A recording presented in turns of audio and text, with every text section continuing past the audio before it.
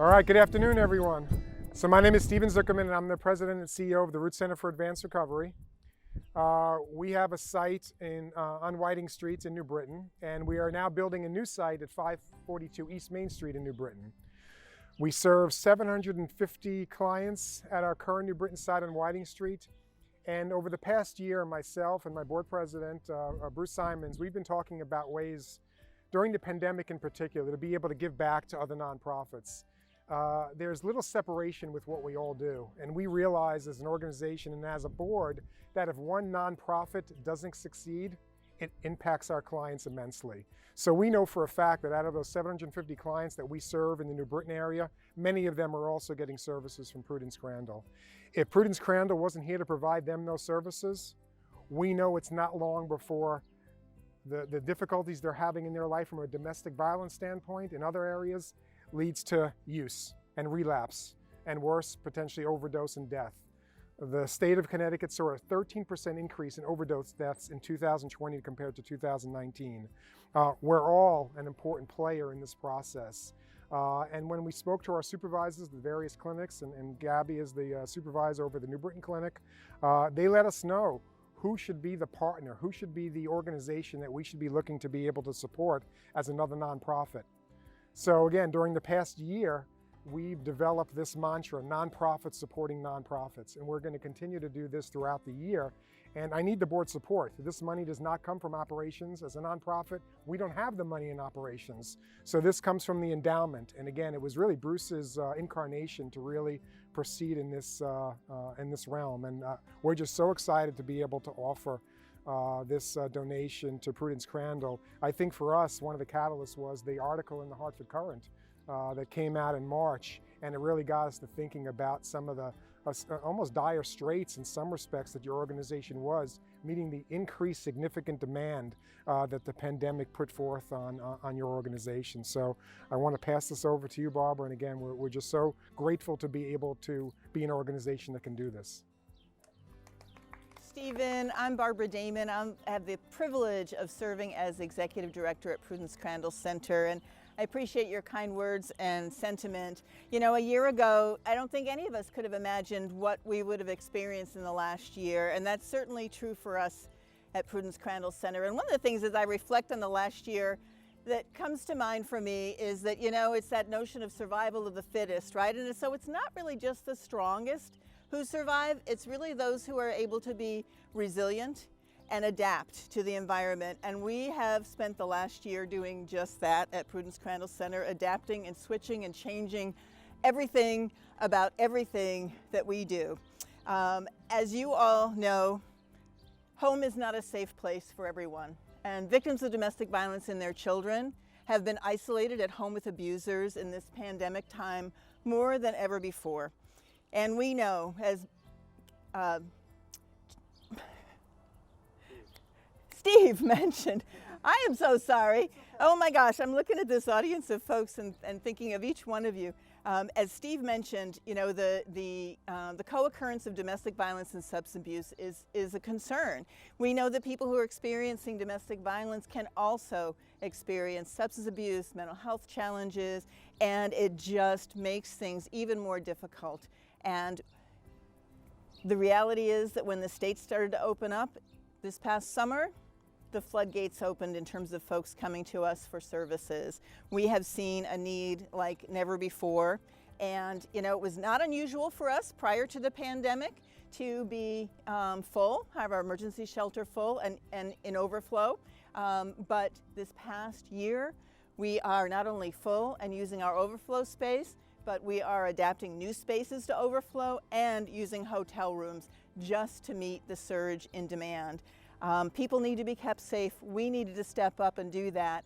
And we reached our high water mark just a couple of weeks ago with 55 people in a program that was built and funded to serve 22. So as you can imagine, the strain on our resources and our staff has been tremendous. Our staff, like Steven's staff, have been so resilient, have been there throughout, have been our frontline heroes 24/7 throughout the pandemic, making sure that people's needs are being met. We have incurred over $325,000 in unbudgeted, unforeseen costs due to the pandemic, to our response, to the additional services. And so we are incredibly grateful because we could not be here today still providing services with a deficit of $325,000 if it wasn't for the support of the community.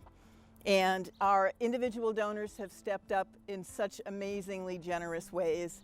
Our private foundation partners have filled in gaps for us, including the Pettit Family Foundation, a longtime supporter of Prudence Crandall Center. And the City of New Britain continues to be our cornerstone of support. Since 1973, when we were founded, they have been in the picture providing help and support to Prudence Crandall Center, and also gave us a special grant this year to do some facility upgrades that we needed to be able to keep folks safe from COVID. So I appreciate the city's support. I appreciate Mayor Stewart and her leadership in all of this. And then we have the Root Center for Advanced Recovery, who just out of the blue says, we can help too. It just is such a wonderful call from Stephen, and you know, the notion of nonprofits supporting nonprofits is just so wonderful because we are all in this together. As Stephen said, we are all part of that safety net of services that just have to be there for those who need us. And your willingness to step up and support us in the time when we need it most is just incredible, and we are so very grateful for this generous donation of $10,000 from the Root Center. So thank you very much, Stephen and the board. We are really thankful. I'm going to turn it over to Mayor Stewart. Thank you so much for, I'm just going to move this over to the side. I'm short, I know.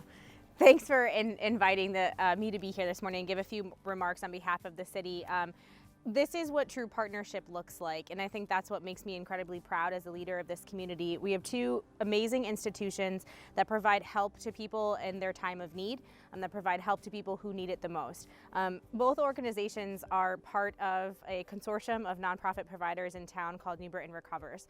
New Britain Recovers runs the gamut. It's more than just help with opioid addiction and drug and alcohol abuse. It's help when it comes to women who are suffering domestic violence, suffering homelessness. It's helping create a better environment for our children to grow up, and New Britain Recovers truly looks at the impact on the person as our city residents as a whole. And Mary Floyd is here today. She's been one of the administrators of our homeless program for many years in this city, and also a board member. Thanks, Mary, for being here today. I think just when you look at it on the face of it, you know, nonprofits supporting nonprofits is very rare and something that you don't see very often. But you have, you're recognizing the need in the community. Since the pandemic started, it's no secret, our domestic violence cases and response times and response logs from the New Britain Police Department have shot through the roof. And that's a sad reality that we're facing. And we see it in our Youth Bureau investigations. We're seeing it with the amount of family responses that we have to go to and these 911 calls that we get. And it is evident in the amount of need that's here at the Prudence Crandall Center and the shelter because of that. The pandemic has affected us in ways that, you know, we obviously couldn't prepare for, but now we're dealing with the after effects of that. Any donation is going to make a massive impact. We've been able to help our friends at Prudence Crandall by supporting them in any way that we can, with providing a lot of resources for building improvements and PPE and things to keep the people that are staying here safe. And we're looking forward to being partners with the Root Center for Recovery too, as they build a brand new facility in town. The City of New Britain prides itself on being able to provide this type of service and care for our residents when they need it the most. And we're really looking forward to being a hub for people to come, in a place where they know that they can get help, get better, and go on to live a fruitful life. And I just want to thank the Root Center and Prudence Crandall for everything you guys do for our community. Thank you. Representative Pettit. Hey, good afternoon, everybody. I know you all want to go play in the sun, so thank you for being here. Barbara was right. I remember it quite distinctly. Our foundation, our first meeting was in December of 2007, and I think it was in March or April of 2008 where Mary Healy, who I think at that point was the president of the board at Prudence Crandall, said, hey, there's this great organization right over the we were meeting at the house in Plainville, said there's this great organization right over the border in New Britain that you should support, and ever since then, so I guess it's been about 14 years that we've been supporting Prudence Crandall. And this is, I agree, it's a wonderful synergy. The Root Center's new facility over by New Britain Fast Track, the side of the old Angelicos, is going to be a beautiful place, albeit, as I've said to many already, the unfortunate parts will be farther away from Riley's for hot dog lunches for people at the Root Center. But in all seriousness, Prudence Crandall and the 17 other domestic violence centers across the state have been really pressed hard this year with the pandemic and people being at home and people struggling with their homes, people struggling with food security, et cetera. And domestic violence, as you heard the mayor and everybody else talk about, has increased, and what they've needed to cover has gone up dramatically. So it's wonderful to see another organizations like the Root Center supporting a partner in a different type of recovery over here, although there's clearly some synergy. Sometimes substance abuses evolve, whether it's the person who's the aggressor or the person who's been the victim. Sometimes you have both those issues intersecting. But I think it's nice, and I think the mayor summed it up nicely, that the city has come together with many organizations supporting the work here. And you know, we usually end up talking about, you know, I'm speaking to the choir here, and this is actually the small selection of the choir. Everybody needs to tell 1 or 2 or 3 people about what goes on here, so that perhaps more people will reach out, be it to the Root Center, be it to Prudence Crandall, to try to help them with part of their mission. And it reminds me, the mayor and I, we were at the ceremony this morning for the Buccaneers, the Puerto Rican soldiers who have served in World War I, World War II, in the Korean conflict. And I was thinking about that, and it's much the same theme. Those folks from Puerto Rico had hope. They had hope for a better future for them and their kids, and they wanted things to get better, so they were willing to put their lives on the line for a country that segregated them and perhaps didn't treat them the way that they should have when they were putting their lives at risk for the freedoms that we all enjoyed. And I think the Root Center, Prudence Crandall, embody hope so that people can go forward and make a better future for themselves. So I think many of the things that we all try to do, I think, revolve around hope and kindness and love towards fellow our fellow human beings to make the world a better place so that we can all survive and thrive. So thank you to the Root Center, thank you to the mayor and the town. Mrs. Floyd, thank you for your work with the homeless, and for the staff and all the board members and volunteers. Thank you what you do to make the world a better place for everybody. So keep up the great work, Barbara.